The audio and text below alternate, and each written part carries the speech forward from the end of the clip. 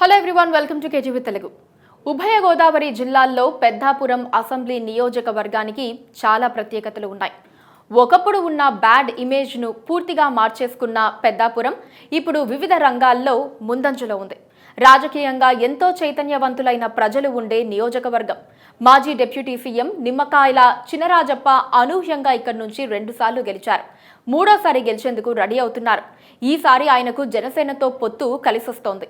టీడీపీకి వీర విధేయుడిగా ఉండే అన్ని మంచి శకునంలే అన్నట్లుగా దూసుకెళ్తున్నారు. వైసీపీ అభ్యర్థి విషయంలో కింద మీద పడుతోంది. తూర్పుగోదావరి జిల్లాలోని పెద్దాపురం నియోజకవర్గం టీడీపీ ఏర్పడిన తర్వాత ఆ పార్టీకి కంచుకోటగా మారింది. టీడీపీ 6 సార్లు గెలిచింది. పీఆర్పీ 1 సారి గెలిచింది. ప్రస్తుతం నిమ్మకాయల చినరాజప్ప 2వ సారి ఎమ్మెల్యేగా ఉన్నారు. హ్యాట్రిక్ కొట్టేందుకు వ్యూహాలు రచిస్తున్నారు. 2019లో జగన్ వేవ్ను తట్టుకుని విజయం సాధించారు చినరాజప్ప.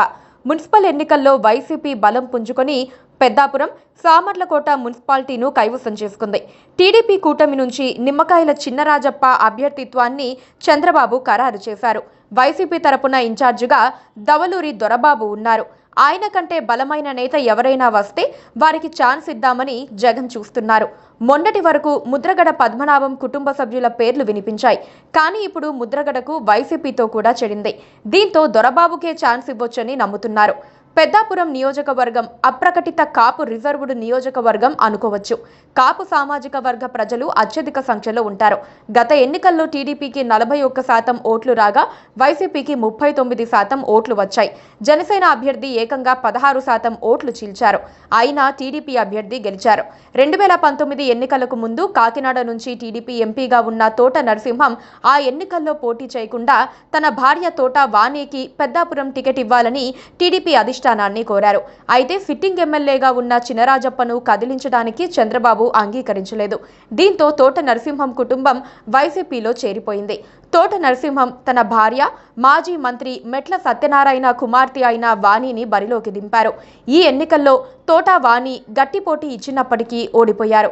అయితే అంతకు ముందు ఎమ్మెల్యేగా ఉన్న సమయంలో నియోజకవర్గంలో చేపట్టిన అభివృద్ధి కార్యక్రమాల కారణంగా ప్రజలు రాజప్పనే మరోసారి గెలిపించారు.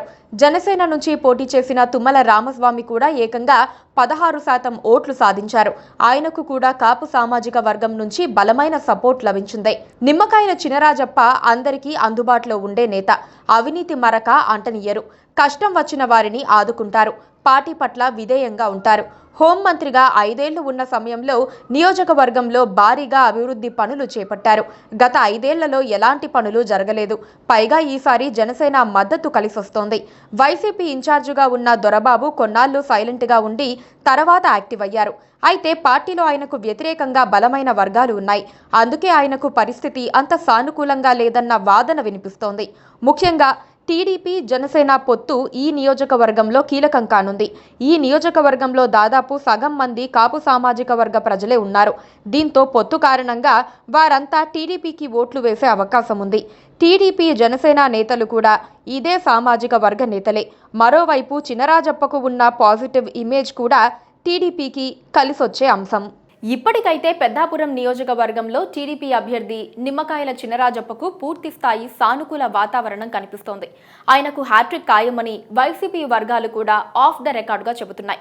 2014లో చివరి క్షణంలో పెద్దాపురం ఎమ్మెల్యే అభ్యర్థిగా నిలిచిన చినరాజప్ప ఆ నియోజకవర్గంలో పాతుకుపోవటం ఆయన నాయకత్వ లక్షణాలకు నిదర్శనం అనుకోవచ్చు.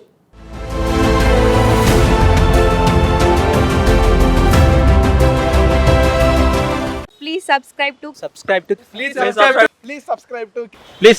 KTV Telugu. KTV Telugu. KTV Telugu channel.